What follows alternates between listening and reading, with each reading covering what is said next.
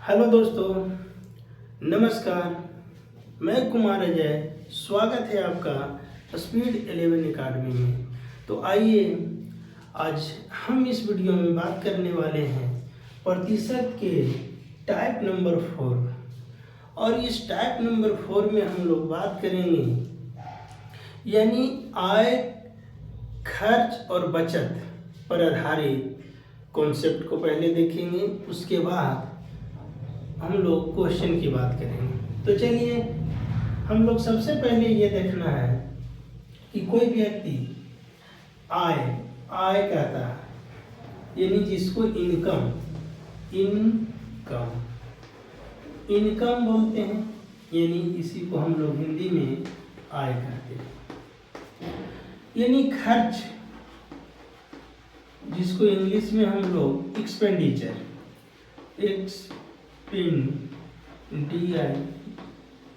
Expenditure और बचत यानी सेविंग,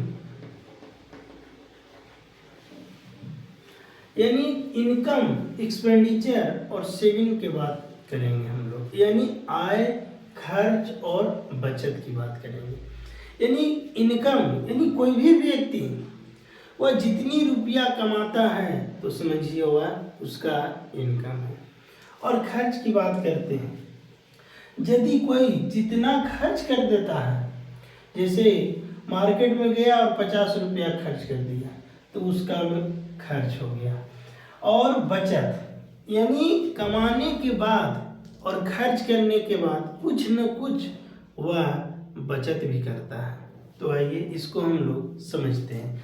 चलिए कोई व्यक्ति है, यदि वह मार्केट जाता है, क्या जाता है मार्केट, वह सबसे पहले वो तो कमाएगा, यानी 1000 रुपया कमाया। कितना कमाया? 1000 रुपया इसकी इनकम हो गया, यानी इनकम का मतलब आय। और 1000 रुपया कमाने के बाद वह कहता है कि मार्केट की 1000 रुपया लेकर जाता है और वह इसमें से कहता है 700 रुपया खर्च कर देता है। कितना खर्च कर दिया? 700 रुपया खर्च कर दिया। और खर्च कर दिया 1000 में 700 खर्च कर दिया तो बचत कितना हो गया? तो 300 रुपया की इसको बचत हो गया, यानी 300 रुपया इसका बचत हो गया। यानी कोई व्यक्ति कमाएगा, यानी खर्च का मतलब खाया या कुछ में या कोई वस्तु लेने में खर्च कर दिया, यानी खर्च, यानी आय, खर्च और बचत, यानी कमाया, खाया, उसके बाद बचाया। यानी अब देखना है कि यदि आय था कितना? 1000 रुपया, आय मेरा 1000 रुपया है, और कहता है कि खर्च कितना? 700 रुपया, और बचत कितना? 300 रुपया। यानी इसका मतलब देखिए आय में से खर्च को घटा रहा है, यानी आय में से जितनी उसकी आय है उसमें से खर्च को घटा देगा। क्या बचत पर्याप्त होगा? तो हाँ, बिल्कुल होगा। यानी इसका मतलब है कि आय बराबर, यानी आय माइनस खर्च बराबर क्या होगा? बचत। और हम लोग इसको भी देख लिए कि सही में भी होता है कि जितना उसका इनकम है उसमें से खर्च को यदि घटा देंगे तो उसको बचत प्राप्त हो जाएगा। अब आइए, अब हम लोग आय तो देख लिए, जितना कमाया उसकी आय हो गया। खर्च की बात कर रहे हैं, खर्च यानी जितनी हम लोग खर्च करते हैं, और बचत का मतलब जितना हम लोग खर्च करने के बाद बचा लेते हैं। आइए हम लोग खर्च की बात करते हैं।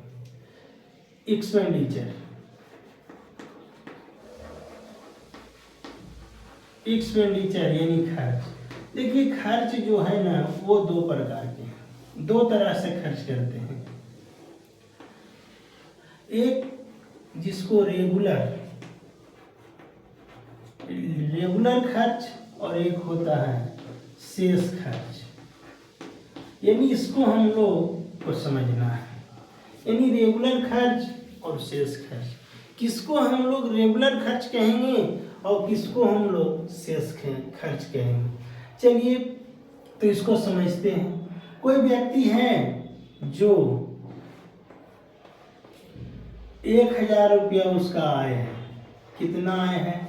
आय यानी इनकम, आय उसका चलिए 1000 रुपया, और वह मार्केट में जाता है और उसको पास है कितना? 1000 रुपया, और जाता है और खर्च करता है। यानी गया मार्केट, चलिए भोजन पर 500 रुपया खर्च कर दिया, 200 रुपया यातायात पर खर्च कर दिया, 100 रुपया मनोरंजन पर खर्च कर दिया। यानी ऐसे वो खर्च कर रहा है। गया मार्केट और बिना देखे हुए, यानी 1000 रुपया है और गया और सब इस तरह से खर्च कर दिया। तो ये जो खर्च है ये मेरा रेगुलर खर्च है। ये क्या है? तो रेगुलर खर्च है। यानी रेगुलर खर्च समझ में आ गया कि कोई व्यक्ति वह जाएगा या खर्च करेगा, यानी इस तरह से बिना देखे हुए या सिर्फ बचाए हुए खर्च करेगा, तो ये रेगुलर खर्च है। अब बात करते हैं शेष खर्च। जैसे यानी एक व्यक्ति के पास वही इनकम आय 1000 है, लेकिन वह क्या करता है कि आय को पहले वह 500 रुपया खर्च कर दिया भोजन पर। कितना? भोजन पर 500 रुपया। उसके बाद वह देखता है कि अब मेरे पास कितना शेष पैसा बचा, यानी कहता है कि शेष यानी बचा हुआ पैसा। तो 500 रुपया तो खर्च कर दिया, तो शेष बच गया कितना?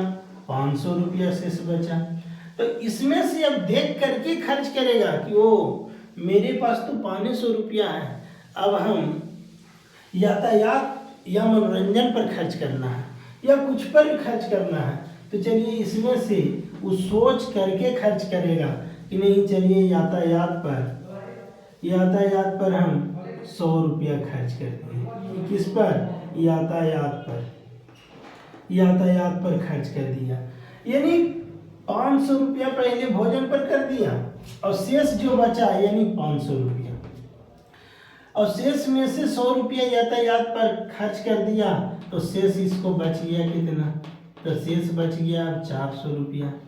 यानी देखिए शेष अब जो है वो फिर देखता है कि वो मेरे पास तो अब शेष 400 रुपया है, तो उसी के अनुसार वो मनो बचा करके खर्च करेगा।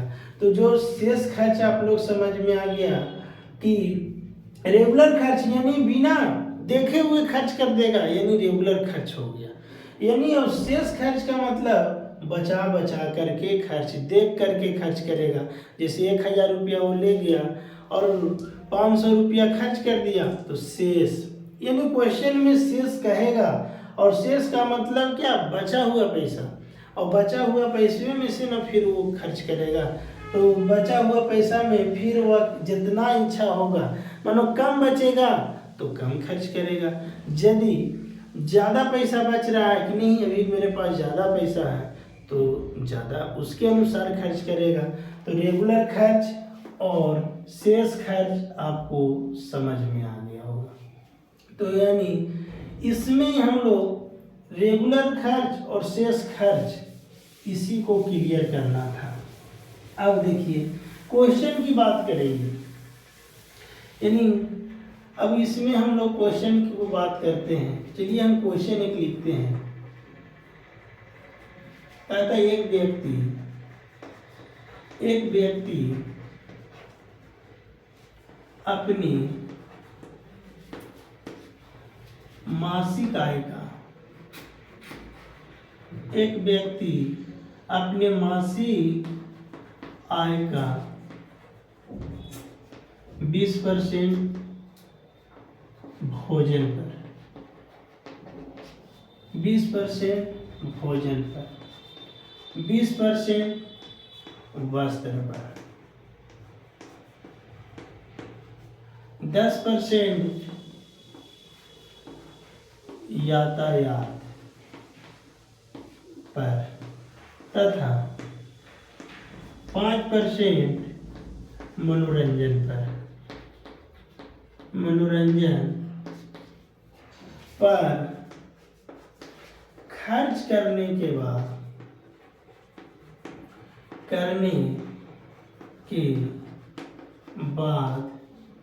900 रुपया की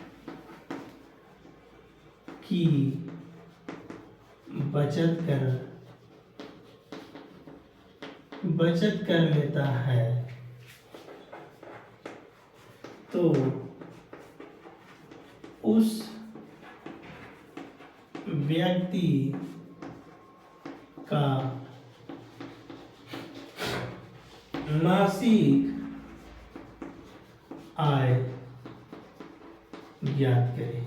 यानी उस व्यक्ति का मासिक आय कितना था वो मालूम नहीं है, लेकिन कहता है कि एक क्वेश्चन में कि एक व्यक्ति अपने मासिक आय का 20% भोजन पर, 20% वस्त्र पर, 10% यातायात पर तथा 5% मनोरंजन पर खर्च करने के बाद 900 रुपया की बचत कर लेता है, तो उस व्यक्ति का मासिक आय कितनी है, यानी निकालना है।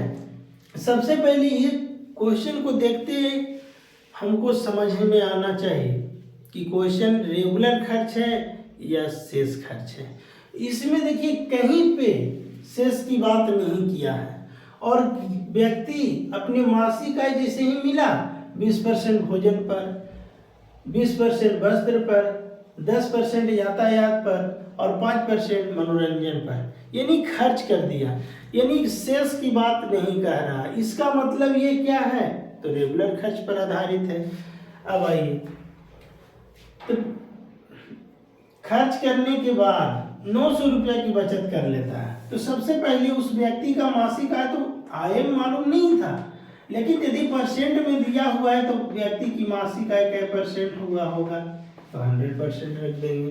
तो उसमें से कहता है कि एक व्यक्ति जो कि अपने मासिक आय का 20% भोजन पर कर दिया, चलिए शेष नहीं कहा है, भोजन पर, 20% वस्त्र पर, उसके बाद फिर कहता है कि 10% यातायात पर और 5% मनोरंजन पर। तो सबसे पहले ये देखिए कि टोटल खर्च कितना परसेंट कर दिया, तो देखिए तो 20, 40, 50 और 5 यानी 55, यानी 55 का मतलब 55% ये क्या कर दिया, खर्च कर दिया। यदि 55% खर्च कर दिया तो बचत कितना कर लिया, तो बचत यानी 45%। अब इतना तो निकालने के लिए सीख गए। और क्वेश्चन में देखिए बराबर करने के लिए हम बता रहे हैं, यदि आय है तो आय को बराबर आय से ही करेंगे। बराबर करने का तरीका, खर्च बराबर होगा खर्चे से, यदि बचत बराबर होगा बचत से। यानी ये देखिए आय को बराबर आय से, खर्च को बराबर खर्च से और बचत को बराबर बचत से।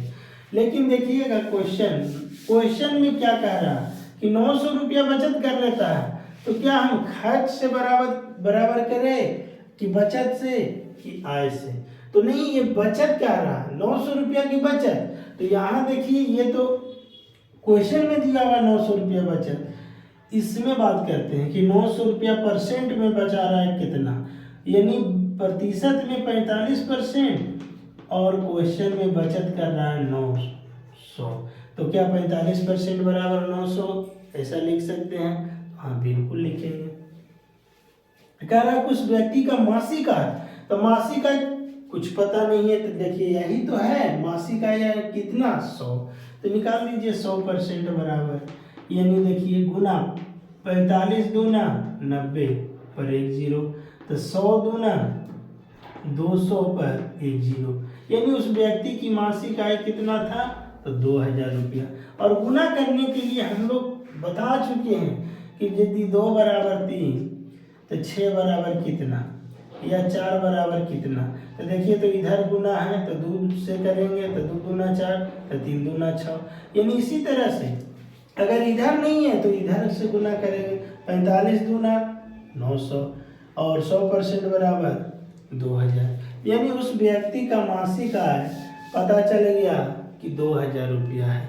यानी आय, खर्च और बचत की हम लोग बात कर रहे हैं, और इसको कॉन्सेप्ट के माध्यम से भी समझे हैं कि यदि आय में से खर्च को घटा देंगे तो क्या बचत प्राप्त हो जाएगी, तो हाँ बिल्कुल हो जाएगा। यानी बचत बराबर हम लोग, यानी बचत बराबर आय में से खर्च को क्या करेंगे, घटा देंगे, तब बचत आ जाएगा। यानी बचत बराबर आय माइनस खर्च, यानी पूरे आय इनकम में से खर्च को घटा देंगे तो बचत, सेविंग बच जाएगा। तो यानी आय, खर्च और व्यय को हम लोग देख रहे हैं, और इससे रिलेटेड क्वेश्चन जो भी बनेगा, अभी तो ये सिर्फ रेगुलर खर्च की बात कर रहे हैं, उसके बाद शेष खर्च की बात करेंगे। तो हम लोग नेक्स्ट वीडियो में शेष खर्च और रेगुलर खर्च से संबंधित क्वेश्चन को देखेंगे, और अच्छा क्वेश्चन को देखेंगे, यानी बेसिक टू हाई लेवल की बात करेंगे। तो आइए, अगर ये वीडियो अच्छा लगे तो लाइक, शेयर और सब्सक्राइब जरूर करें। तो और कोई भी वीडियो को यदि अगर बीच से देख रहे हैं, कोई भी टॉपिक, चाहे मैथ हो या रीजनिंग, तो आप शुरू से कोई भी पॉइंट को देखिए, आपको प्रत्येक कॉन्सेप्ट जो है वो क्लियर होगा। तो चलिए, हम लोग मिलते हैं नेक्स्ट वीडियो में। धन्यवाद।